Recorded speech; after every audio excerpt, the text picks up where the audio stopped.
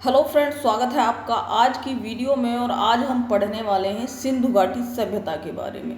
तो सबसे पहले मैंने उसमें से छांटा है कि किस तरीके से क्वेश्चंस बनते हैं, यानी कौन कौन से टॉपिक्स होते हैं जिनसे क्वेश्चंस बने हैं अब तक, और उन सारी चीज़ों को मैंने इसमें इंक्लूड किया है। यानी इस वीडियो को देखने के बाद सिंधु घाटी सभ्यता से संबंधित जितने भी प्रश्न बनते हैं लगभग सभी के सभी आप सॉल्व कर पाएंगे। सबसे पहले आज हम देखते हैं कि सिंधु घाटी सभ्यता जो क्वेश्चंस बनते हैं वो कितने टाइप के होते हैं। तो सबसे पहले जो प्रश्न बनता है खोजकर्ताओं से संबंधित, यानी बेसिक तो थोड़ी बहुत चीज़ें जानेंगे ही, साथ ही साथ जो मेन प्रश्न बनते हैं खोजकर्ता कौन कौन से होते हैं, कई बार यहाँ से प्रश्न पूछा जाता है, जो इंपॉर्टेंट है वो सारी चीज़ें इसमें इंक्लूड होंगी। दूसरे नंबर पे आता है सिंधु घाटी सभ्यता की विशेषता, यानी क्या क्या है, नगरीय थी या कैसी जो थी, जैसे कहते हैं ना सड़कें 90 डिग्री पर कटती थी, तो इस तरीके की जो विशेषताएं हैं, व्यापार कैसा था, तो उनको जानेंगे। उसके बाद प्रश्न बनते हैं प्रमुख स्थान और राज्य, यानी सिंधु घाटी सभ्यता से संबंधित जितने भी स्थान थे उनसे प्रश्न पूछे जाते हैं कि और ये किस राज्य में स्थित हैं, यहाँ से भी प्रश्न पूछे जाते हैं। उसके बाद आता है स्थल और नदियाँ, यानी ये स्थान किस नदी के किनारे स्थित था, यहाँ से प्रश्न पूछे जाते हैं। और लास्ट में पूछे जाते हैं कि किस स्थान से क्या मिला, ये बहुत ज़्यादा इंपॉर्टेंट है कि कहाँ से क्या चीज़ मिली थी, जैसे विशाल स्नानागार कहाँ मिला, अन्नानागार कहाँ मिला, या कोई मूर्ति कहाँ पर मिली थी, हल कहाँ पर मिला था। तो इस तरीके के प्रश्न पूछे जाते हैं। तो कुल मिलाकर के 5 टाइप के प्रश्न यहाँ से पूछे जाते हैं। खोजकर्ताओं से संबंधित सिंधु घाटी सभ्यता की क्या क्या विशेषताएं थी, यहाँ से प्रश्न पूछे जाते हैं। प्रमुख स्थान, कौन कौन से स्थान से जो सिंधु घाटी सभ्यता से संबंधित हैं और किस राज्य में ये स्थित है। उसके बाद स्थल और नदियाँ, और किस स्थान से क्या मिला। तो इन सभी को हम बारी बारी से पढ़ने वाले हैं, और भी जो एक्स्ट्रा क्वेश्चंस हैं उनको भी इसमें इंक्लूड किया गया। तो इस वीडियो को देखने के बाद आपके क्वेश्चंस कंप्लीट हो जाएंगे, यानी सिंधु घाटी सभ्यता से संबंधित इसमें मैप्स भी दिखाएंगे हम, फोटो भी होंगी, ट्रिक्स भी होंगी। तो सारी चीज़ों के जरिए हम पढ़ने वाले हैं सिंधु घाटी सभ्यता को। बस इसके लिए आपको एक ही काम करना है कि पूरा वीडियो देखना है ध्यान से। चलिए अब आगे चलते हैं। अब आते हैं सिंधु घाटी सभ्यता। इसके अन्य नाम भी पूछे जाते हैं कि क्या क्या हैं। तो सिंधु घाटी सभ्यता के अन्य नाम, सिंधु सभ्यता भी इसी को कहा जाता है, सैंधव सभ्यता भी कहा जाता है, और सिंधु घाटी की सभ्यता कहो या सिंधु घाटी की सभ्यता कहो या सिंधु सभ्यता कहो, सैंधव सभ्यता कहो, ये सब इसी के नाम है। हड़प्पा सभ्यता, ये भी इसी का नाम है। एक बार सिंधु सरस्वती सभ्यता भी कहा जाता है, तो भी इसी का नाम है, क्योंकि सरस्वती नदी के किनारे भी बसी थी। सिंधु नदी के किनारे है इसलिए सिंधु सभ्यता कहा जाता है। हड़प्पा सभ्यता इसको इसलिए कहा जाता है, ये प्रश्न भी पूछा गया था क्यों कहा जाता है, क्योंकि सबसे पहले जो खुदाई हुई थी वो हड़प्पा में हुई थी, या सबसे पहले जो है हड़प्पा में इसके साक्ष्य मिले थे, तो इसलिए इसे हड़प्पा सभ्यता भी कहा जाता है। तो ये इसके अदर नाम है सिंधु घाटी सभ्यता की, सिंधु सभ्यता, सिंधु घाटी की सभ्यता, हड़प्पा सभ्यता, सैंधव सभ्यता या सिंधु सरस्वती सभ्यता, ये इसी के नाम है। ये आपको पता होने चाहिए। सिंधु सभ्यता क्यों है, क्योंकि ये सिंधु नदी के किनारे बसी हुई थी, इसलिए सिंधु सभ्यता है। हड़प्पा क्योंकि सबसे पहले यहाँ पर खुदाई हुई थी, इसलिए हड़प्पा सभ्यता भी जो है इसका नाम है। अब देख लेते हैं मैप के जरिए कि ये कहाँ कहाँ तक फैली हुई है। आप देख पा रहे हैं ये भारत का बाउंड्री है यहाँ पर, है ना, और इधर क्या है, ये पाकिस्तान है। तो ये देखिए ये रही, ये जो है यहाँ से यहाँ तक ये फैली हुई है। बाकी इसके अदर स्थान भी हैं, एक स्थान अफगानिस्तान में भी है, उसको भी देख लेंगे, ठीक है। तो एक मिनट ठीक है। तो ये थोड़ा सा नई उससे रिकॉर्डिंग चल रही है, तो थोड़ा मेरे से नहीं हो पा रहा है, काफ़ी टाइम बात कर रहे हैं ना। तो ये रहा वो स्थान, यानी ये झेलम, चिनाव, रावी और सतलज, इन नदियों को मिलने के बाद ये बनी सिंधु नदी। इसी नदी के या इसकी सहायक नदियों के किनारे ये सभ्यता बसी हुई थी, इसलिए इसे सिंधु सभ्यता कहा जाता है। अगर पूछा जाए कहाँ कहाँ फैली हुई है, तो ये भारत के जो है, जो राजस्थान, और ये राजस्थान है, इधर हरियाणा है ना, गुजरात है, इधर की साइड है, और ये पाकिस्तान के सिंध प्रांत में फैली हुई है, ठीक है। तो ये भारत और पाकिस्तान में जो मिलकर फैली हुई है, और भारत पाकिस्तान के किसमें, सिंध प्रांत में फैली हुई है। भारत के कौन कौन से राज्य हैं, महाराष्ट्र भी है, राजस्थान भी है, और गुजरात भी है, और हरियाणा भी है। तो ये यहाँ पर फैली हुई है। सबसे ज़रूरी बात कि ये जो सभ्यताएँ थी, मैंने अभी बताया कि ये नदियों के किनारे ही थी। पहले ऐसा तो था नहीं कि कहीं से भी पानी निकाल लिया, तो नदियों के किनारे ही ये जो सभ्यताएँ थी वो फैलती थी। तो ये जो बहुत ही पुरानी सभ्यताएँ, मिस्र और मेसोपोटामिया जो प्राचीन सभ्यताएँ हैं, उनसे भी प्राचीन मानी जाती है सिंधु सभ्यता, ठीक है। तो यहाँ से देखिए कुछ चीज़ें यहाँ पर मैप में समझ लेते हैं। आगे आप धीरे धीरे आगे चलेंगे तो ये सारी चीज़ें आपके दिमाग में फिट हो जाएंगी। मेरा है कि कई बार रिवाइज हो जाएगी इस तरीके से चीज़ें। तो यहाँ पर सबसे पहले देख लेते हैं, ये रही हड़प्पा। प्रश्न बनता है हड़प्पा कहाँ, किस नदी के किनारे है, तो ये है रावी नदी, है ना, रावी नदी के किनारे है। एक प्रश्न और पूछा गया था कि ये रावी नदी के दाहिने किनारे पर है या बाएं। तो रावी ऐसे बह रही है, और ये इधर की साइड है, तो रावी नदी के बाएं किनारे पर है हड़प्पा। ठीक है, तो रावी नदी के बाएं किनारे पर है। एक प्रश्न था कि मोहनजोदड़ो सिंधु नदी के दाहिने किनारे पर है या बाएं किनारे पर, तो ऐसे करके सिंधु बह रही है और ये इधर की साइड है, तो सिंधु नदी के दाहिने किनारे पर है जोदड़ो। तो याद रखने का तरीका एक सिंपल सा है, मोहनजोदड़ो द है इसमें, जोदड़ो में क्या है द, और द से दाहिने किनारे पर है सिंधु नदी के ये। ठीक है, तो ये प्रश्न मोहनजोदड़ो, हड़प्पा, और यहाँ पर है राखीगढ़ी है, बनावली है, कालीबंगा है, और ये रहे यहाँ पर जो है लोथल है ये, इसके बाद धौलावीरा है, चन्नू दड़ो है, कोट दीजिए। ठीक है, तो ये प्रश्न, ये जो स्थान है यहाँ से भी प्रश्न पूछे जाते हैं। मैप में एक बार आपने देख लिया, आगे दोबारा देखेंगे तो याद हो जाएंगे अच्छे से। चलिए आगे चलते हैं। अब प्रश्न बनता है खोजकर्ताओं से। तो खोजकर्ताओं में 3 नाम जो बहुत ही ज़्यादा इंपॉर्टेंट है, जो आपको हर हालत में पता होने चाहिए, उनको हम यहाँ देखने वाले हैं। सबसे पहले है कि सिंधु सभ्यता की खोज कब हुई थी या यहाँ खुदाई कब आरंभ हुई थी। तो पुरानी कहानियों पर नहीं जाना है कि रेलवे लाइन टाइम पर कुछ नहीं जाना, बस हमें याद रखना है यहाँ पर कि 1921 में जॉन मार्शल, किसकी अध्यक्षता में, जॉन मार्शल की अध्यक्षता में यहाँ पर खुदाई हुई थी। कब, 1921 में जॉन मार्शल। ठीक है, जॉन मार्शल की अध्यक्षता में खुदाई हुई थी। उसके बाद 2 और नाम हैं जो बहुत ही ज़्यादा इंपॉर्टेंट है, जो पूछे जाते हैं। एक है दयाराम साहनी।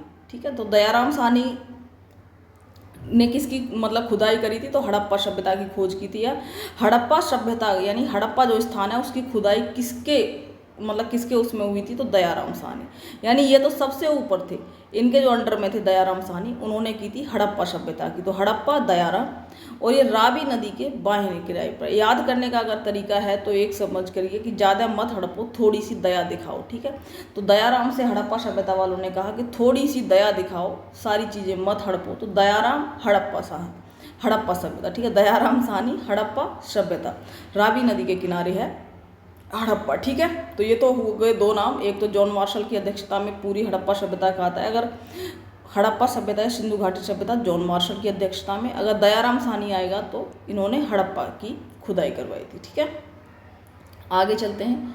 अब आता है दूसरा जो नाम है राखलदास बनर्जी। राखलदास बनर्जी, इन्होंने मोहनजोदड़ो की खुदाई करवाई थी या मोहनजोदड़ो की खोज की थी। ये सिंधु नदी के दाहिने जो किनारे पर है, मैंने आप लोगों को भी दिखाया था। और मोहनजोदड़ो का जो अर्थ होता है मृतकों का टीला। अब देखिए कई बार मैंने यहाँ पर जुड़वा दिया था, दाहिने से मोहनजोदड़ो का द जोड़ दिया है ना, और हड़प्पा से, हड़पने से हमने दया दिखाओ, दयाराम को जोड़ दिया। ऐसे ही राखलदास बनर्जी को कैसे जोड़ेंगे, तो मोहनजोदड़ो का शाब्दिक अर्थ होता है मृतकों का टीला। ठीक है, तो हमारे यहाँ तो मृतकों को जो हिंदुओं में रीति रिवाज होता है जलाया जाता है, तो क्या बन जाती है, राख। ठीक है, तो मोहनजोदड़ो यानी राख का टीला मान लो एक तरीके से, और राख से बन गए राखलदास बनर्जी। मैंने तो इसी तरीके से अपने दिमाग में लिंक किया हुआ, मुझे दोबारा ज़रूरत नहीं पड़ी इसमें, ना कन्फ्यूज हुए, नहीं तो अक्सर कन्फ्यूज हो जाते हैं जब प्रश्न एग्जाम में आता है। तो राखलदास बनर्जी मोहनजोदड़ो की खुदाई करी थी, और मोहनजोदड़ो का शाब्दिक अर्थ होता है मृतकों का टीला, सिंधु नदी के दाहिने किनारे पर स्थित है मोहनजोदड़ो। अगर पूछा जाता है तो प्रश्न कि पाकिस्तान के किस प्रांत में स्थित है, तो सिंध प्रांत में स्थित है मोहनजोदड़ो। पाकिस्तान के सिंध प्रांत में स्थित है मोहनजोदड़ो, और लड़का नाम है हड़प्पा। ठीक है, सिंध प्रांत में मोहनजोदड़ो, सिंधु नदी के किनारे। चलिए अब आगे चलते हैं। बस ये 3 नाम याद रखना, जॉन मार्शल, दयाराम साहनी, राखलदास बनर्जी। ठीक है, चलिए अब आगे चलते हैं। अब जो प्रश्न पूछा जाता है वो इसके काल से संबंधित आता है कि किस काल में मतलब इसका जो है रहा था, कि किस काल में थी ये सभ्यता। तो इसका कोई निश्चित काल नहीं है, पर फिर भी जो प्रश्न पूछा जाता है तो उसमें जो ऑप्शन में लगाया जाता है उसको देख लेंगे। चलिए, सबसे पहले सबसे ज़्यादा जो मान्यता प्राप्त है वो है 2300 BC से 1750 BC यानी ईसा पूर्व, ये मान्यता सबसे ज़्यादा प्राप्त है। ठीक है, इसका कैसे निकाला, कार्बन डेटिंग, जो कार्बन पद्धति होती है उसके माध्यम से ये समय निकाला गया है। और कार्बन पद्धति यानी जो वहाँ से मृद भांड यानी मिट्टी के जो बर्तन मिले थे उनके हिसाब से इसको डेट को फिक्स किया गया। अगर पेपर में आता है तो आपको लगाना है 2500 से 1750 BC यानी ईसा पूर्व। तो ये वाला ऑप्शन है 2500 से 1750 ईसा पूर्व, ये सिंधु सभ्यता का काल माना जाता है, यही आपको टिक करना है। ठीक है, कार्बन डेटिंग के जरिए इसको पता करा है, कार्बन डेटिंग। ठीक है, जो वहाँ से बर्तन मिले हैं, मृद भांड मिले हैं उसको, ठीक है, उसके आधार पर उनकी कार्बन डेटिंग से पता करा कितने पुराने हैं, उसके आधार पर इस काल का निर्धारण किया है। तो 2500 से 1750 BC ये आपको याद रखना है। अब इसकी विशेषताओं के बारे में जानते हैं। ठीक है, विशेषताओं के बारे में समझते हैं कि क्या क्या यहाँ की विशेषताएं, यहाँ से जो प्रश्न पूछे गए हैं मैंने उन्हीं चीज़ों को यहाँ पर उठाया है। सबसे पहले कांस्य युगीन सभ्यता। अगर कांस्य युगीन सभ्यता यानी कांस्य की जो सभ्यता है वो किसको माना जाता है, तो हड़प्पा सभ्यता को। वैदिक काल और कई सारे ऑप्शन में आते हैं, तो कांस्य युगीन सभ्यता यानी सिंधु घाटी सभ्यता को कहा जाता है। यहाँ का प्रमुख व्यापार क्या था, मतलब प्रमुख व्यवसाय क्या था, तो वो था व्यापार। यानी जो प्रमुख व्यवसाय था वो क्या था, व्यापार। जैसे कि आप लोग पढ़ेंगे वैदिक काल में जो आर्य थे वो कृषि जो प्रधान थे, यानी कृषि उनका प्रमुख व्यवसाय थी, और इनका प्रमुख व्यवसाय क्या थी, व्यापार, यानी जो है व्यापारी थे यहाँ पर प्रमुख। ठीक है, चलिए प्रमुख फसल क्या थी, तो वो चावल आती है। उसके बाद नगर नियोजन पद्धति, ग्रिड पद्धति। ग्रिड पद्धति का मतलब है कि जो इनके नगर यानी जो शहर बसे हुए थे वो बहुत ही बढ़िया थे, यानी ऐसे टेढ़े मेढ़े रास्ते नहीं बने हुए थे, बिल्कुल ऐसे, है ना, और 90 डिग्री पे एक दूसरे को सड़कें काटती थी। तो इस तरीके से ग्रिड पद्धति, यानी ग्रिड यानी एक जाल बना हुआ था बढ़िया वाला। ठीक है, तो इस तरीके की ग्रिड पद्धति कहाँ थी, यानी नगर नियोजन या नगरीय सभ्यता, सिंधु घाटी सभ्यता को कहा जाता है। क्या पद्धति थी, नगर नियोजन की ग्रिड पद्धति थी। यहाँ सड़कें एक दूसरे को 90 डिग्री पे काटती थी, टेढ़े मेढ़े रास्ते नहीं थे। मुख्य सड़कें जो मेन सड़कें थी वो चौड़ी थी, बैकग्राउंड में भी घर की सड़क होती थी वो थोड़ी पतली होती थी। ठीक है, गली पर सड़कें सब बहुत ही बढ़िया बनी हुई थी, यानी ये शहरी व्यवस्था थी। यानी सिंधु घाटी सभ्यता कैसी थी, शहरीय, नगरीय। जबकि आर्य यानी वैदिक कैसे थे, ग्रामीण थे। वैदिक ग्रामीण थे, जबकि सिंधु घाटी सभ्यता के बाद आए थे। पर जो सिंधु घाटी सभ्यता वाले लोग थे वो नगर नियोजन जानते थे, वो शहर वाले लोग थे एक तरीके से। ठीक है,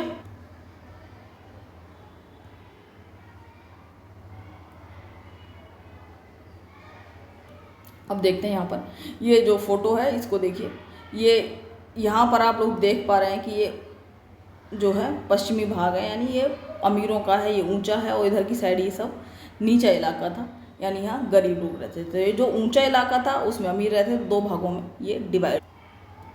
चलिए अब आगे देखते हैं। ये यहाँ के मृद भांड यानी बर्तनों की भी प्रश्न पूछे जाते हैं, किस तरीके के बर्तन थे। तो बर्तनों से सबसे पहले हम समझ लेते हैं मृद भांड यानी मिट्टी के बर्तन जो वहाँ से प्राप्त हुए उनको आप लोग यहाँ देख पा रहे हैं। अब इसको मैं थोड़ा सा और जूम करके यहाँ पर दिखाऊँ आप लोगों को। तो ये देखिए कि लाल रंग का बर्तन है, कैसा है, लाल रंग का, और इसमें काले रंग के चित्र बने हुए हैं। तो यही प्रश्न पूछा जाता है कि बर्तन किस रंग के थे, लाल रंग के। उन पर जो चित्रकारी थी वो कैसे रंग की थी, काले रंग से चित्रकारी थी। तो अब जो प्रश्न आएगा आप आराम से कर पाएंगे कि जो सिंधु घाटी सभ्यता से हमें बर्तन यानी मृद भांड प्राप्त हुए हैं वो लाल रंग के थे और काले रंग से उन पर जो है चित्रकारी की हुई थी। ठीक है, तो काले रंग से इन पर चित्रकारी की हुई है, लाल रंग के ये बर्तन थे। अब आगे आ जाइए, सिंधु घाटी सभ्यता से संबंधित 7 शहर यानी जो प्रमुख शहर हैं, मैंने एक बार में यहाँ ले लिए, धीरे धीरे इनके बारे में हम लोग जानने वाले हैं। तो सबसे पहले देखिए ये मोहनजोदड़ो, हड़प्पा, मैंने बताया था मोहनजोदड़ो सिंधु नदी के दाहिने तट पर स्थित है। राखल दास बनर्जी ने यहाँ पर खुदाई करवाई थी। हड़प्पा में दयाराम साहनी ने खुदाई करवाई थी, रावी नदी के बाएं किनारे पर ये स्थित है। सिंधु जो सिंध प्रांत, पाकिस्तान के सिंध प्रांत में मोहनजोदड़ो, लरकाना में हड़प्पा स्थित है। ठीक है, कालीबंगा, इसको भी जानेंगे। कालीबंगा कहाँ पर है, राजस्थान में, मैं आपको बता दूं लोथल, ठीक है, गुजरात में, चन्नूदरो, धोलावीरा, बनावली, ये प्रमुख शहर थे जो बार बार यहाँ से प्रश्न पूछे जाते हैं, इसलिए मैंने यहाँ पर इन्हें एक बार यहाँ पर लिख दिया है। चलिए अब आगे चलते हैं। ये मैप है, किसी ने बड़ा सुंदर मैप बना हुआ था, मैंने गूगल से उठा के यहाँ पर आपको ये चिपका दिया है। ठीक है, तो चलिए यहाँ पर देख लेते हैं जो ज़रूरी शहर हैं, बहुत ही बढ़िया तरीके से इनको देखते हैं। यहाँ पर सबसे पहले ये सोर्तगोई, ये अफगानिस्तान में एकमात्र जगह है सोर्तगोई जो सिंधु घाटी सभ्यता से संबंधित है। सोर्तगोई कहाँ पर है, ये अफगानिस्तान में। ठीक है, ये हड़प्पा है, ये मांदा है। मांदा कहाँ पर है, मांडा कह लो या मांदा कह लो, अलग अलग लिखा हुआ होता है। ये जम्मू कश्मीर में।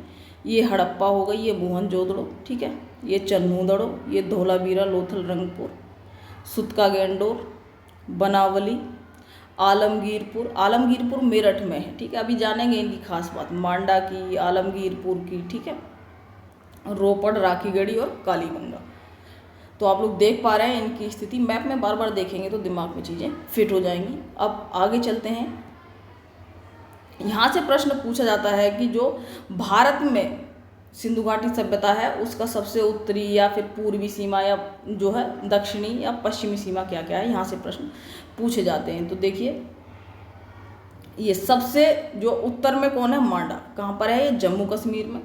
सुतका गेंडोर बलूचिस्तान में है, पाकिस्तान, ठीक है, बलूचिस्तान या जो है पश्चिमी सीमा पर बलूचिस्तान में। ठीक है, आलमगीरपुर उत्तर प्रदेश में, ये पूर्वी सीमा मानी जाती है, यानी यहाँ तक फैला हुआ है। इधर मांडा से लेके इधर सुतका गेंडोर तक, सुतका गेंडोर से इधर नीचे जाएंगे तो दैमाबाद, ये कहाँ पर है, महाराष्ट्र में, और इधर जाएंगे तो आलमगीरपुर उत्तर प्रदेश यानी मेरठ के पास में, और ये इस तरीके से इसी के बीच में पूरे में जो सिंधु घाटी सभ्यता बसी हुई है। तो प्रश्न किस तरीके से पूछा जाता है कि उत्तरी सीमा क्या है, मांडा, या पूछा जाता है मांडा कहाँ पर है, जम्मू कश्मीर में। कई बार पूछा जाता है कि जो इधर पूर्वी सीमा कहाँ तक है, तो वो है आलमगीरपुर, कहाँ पर है, मेरठ उत्तर प्रदेश में, नीचे दैमाबाद कहाँ पर है, महाराष्ट्र में। ठीक है, तो इस तरीके से यहाँ से प्रश्न पूछे जाते हैं। इधर क्या है, सुतका गेंडोर पश्चिमी सीमा कहाँ पर है, ये बलूचिस्तान पाकिस्तान में। ठीक है, चलिए अब आगे चलते हैं। ये फिर से वही प्रमुख स्थान है, तो अब इसकी मुझे नहीं लगता कि इतनी ज़रूरत है, आप लोग एक बार देख लेना जो है रोक करके वीडियो अगर देखना चाहें तो। चलिए अब आगे चलते हैं। फिर से दोबारा से यही जो है मैंने यहाँ पर लिए हुए हैं इतने सारे, उसमें फिर से ये मैप लगाया हुआ है, तो एक बार फिर से देख ही लेते हैं। ठीक है, तो ये रहा मांडा कहाँ पर है, जो है, एक मिनट है ना, ये है मांडा, कहाँ पर है, ये जो है जम्मू कश्मीर है, आलमगीरपुर उत्तर प्रदेश मेरठ के पास में है। ठीक है, इधर ये लोथल हो गया है ना, इसको देखने की ज़रूरत नहीं है, मोहनजोदड़ो, चन्नूदड़ो, हड़प्पा। ठीक है, तो इन सब चीज़ों को हमने देख ही लिया है। अब यहाँ से प्रश्न जो अभी अगले प्रश्न हम देखने वाले हैं, ये किस राज्य में स्थित हैं, तो मैंने क्वेश्चंस के जरिए ही आगे चीज़ें हम पढ़ने वाले हैं उसको क्वेश्चंस के जरिए दिखाया है। तो ये है प्रश्न, यहाँ से पूछा गया है प्रश्न, ऐसे प्रश्न लिए हैं जिसमें सारी चीज़ें कवर हो जाएंगी। ठीक है, तो ये मिलाने वाले इसलिए लिए हैं मैंने। तो ये प्रश्न है कि कौन सा जो है सुमेलित नहीं है, आलमगीरपुर उत्तर प्रदेश, लोथल गुजरात, कालीबंगा हरियाणा या रोपड़ पंजाब। तो मैंने आपको बताया था आलमगीरपुर मेरठ यानी उत्तर प्रदेश में, लोथल गुजरात में है, रोपड़ पंजाब में ही है। प से याद रखिए, प से पंजाब, इसमें प है उसी से पंजाब कर लीजिए। कालीबंगा, देखिए यहाँ पर कन्फ्यूजन होता है कालीबंगा और बनावली में। ठीक है, तो कालीबंगा तो है राजस्थान में। ठीक है, कहाँ पर है ये, राजस्थान में, तो कहाँ पर, हरियाणा में नहीं है। एक आता है बनावली। ठीक है, तो बनावली तो वो हरियाणा में है। कालीबंगा या कह लीजिए काली माता जो है उसकी पूजा राजस्थान में होती है। इस तरीके से याद कर लेना कालीबंगा, यहाँ से हल जुताई वगैरह के भी साक्ष्य मिले थे। ठीक है, तो कालीबंगा या काली चूड़ियाँ कहाँ मिलती हैं हमें, राजस्थान में। आपने देखा भी होगा राजस्थान वाले काले काले जो कपड़े पहन करके औरतें यहाँ तक की चूड़ियाँ वूड़ियाँ पहन के रखती हैं, वीडियो वगैरह में भी देखा हुआ। तो कालीबंगा कहाँ पर है, राजस्थान में, ये हरियाणा में नहीं है। चलिए अगला प्रश्न देखिए क्या है, ये भी सूची दी हुई है, आपको इसको सुमेलित करना है। मांडा कहाँ पर है, दैमाबाद कहाँ पर है, कालीबंगा या राखीगढ़ी। तो मैंने बताया था मांडा कहाँ पर है, जम्मू कश्मीर में है। दैमाबाद कहाँ पर है, महाराष्ट्र में है। कालीबंगा अभी बताया कहाँ पर है, काली चूड़ियों वाला डांस कहाँ होता है, राजस्थान में। और राखीगढ़ी हरियाणा में। ठीक है, राखीगढ़ी हरियाणा में, गढ़ी अनाड़ा, और ये भी अनाड़ा सा साउंड सेम सा कर रहा है, तो राखीगढ़ी कहाँ पर है, हरियाणा में। ठीक है, चलिए दोबारा से देखना हो तो इसे रोक करके वीडियो देख लेना एक बार। हड़प्पा संस्कृति के निम्नलिखित स्थानों में से कौन सा सिंध प्रांत में स्थित है, तो सिंध में कौन सा स्थित है, हड़प्पा कहाँ पर है, लरकाना में। चन्नूदड़ो, सुरकोता, मोहनजोदड़ो, सिंधु नदी के किनारे सिंध प्रांत में मोहनजोदड़ो स्थित है। ठीक है, तो क्या है हमारा आंसर, मोहनजोदड़ो। चलिए अब ये दिक्कत कर रहा है, आगे चलते हैं। हड़प्पा संस्कृति के स्थल एवं उनकी स्थिति निम्नलिखित में से कौन सा युग्म सुमेलित सही तरीके से नहीं है, तो उसको देखना है। आलमगीरपुर उत्तर प्रदेश सही है, बनावली हरियाणा ये भी सही है, दैमाबाद महाराष्ट्र ये भी सही है, राखीगढ़ी राजस्थान में नहीं है, ये कहाँ पर है, हरियाणा में। तो हरियाणा में दो हैं, राखीगढ़ी और बनावली। कई बार कन्फ्यूजन होता है किसमें, राखीगढ़ी, बनावली और कालीबंगा। ठीक है, तो कालीबंगा तो कहाँ पर है, काली मैंने बताई राजस्थान में डांस होता है काली चूड़ियों वाला। ठीक है, तो ये तो मेरे चलाने से ज़्यादा खुद चलता रहता है ना। तो देखिए ये मैंने आप लोगों को बता दिया, इसे दोबारा रोक कर यहाँ पर देख लेना। तो बस आज की वीडियो में इतनी चीज़ें देखेंगे। अगली वीडियो में, क्योंकि काफ़ी लंबी हो जाएगी ये वीडियो, अगली वीडियो में हम देख लेंगे कि कौन सा स्थान किस नदी के किनारे है और किस स्थान से क्या चीज़ें मिली हैं, वो भी बहुत ही इंपॉर्टेंट चीज़ें हैं। तो उसके लिए मैं नेक्स्ट वीडियो बनाऊँ। इस वीडियो को यहाँ तक देखने के लिए थैंक यू सो मच। अगर वीडियो पसंद आई हो तो लाइक कर देना, दोस्तों को शेयर कर देना और चैनल को सब्सक्राइब कर लेना। Thank you for watching.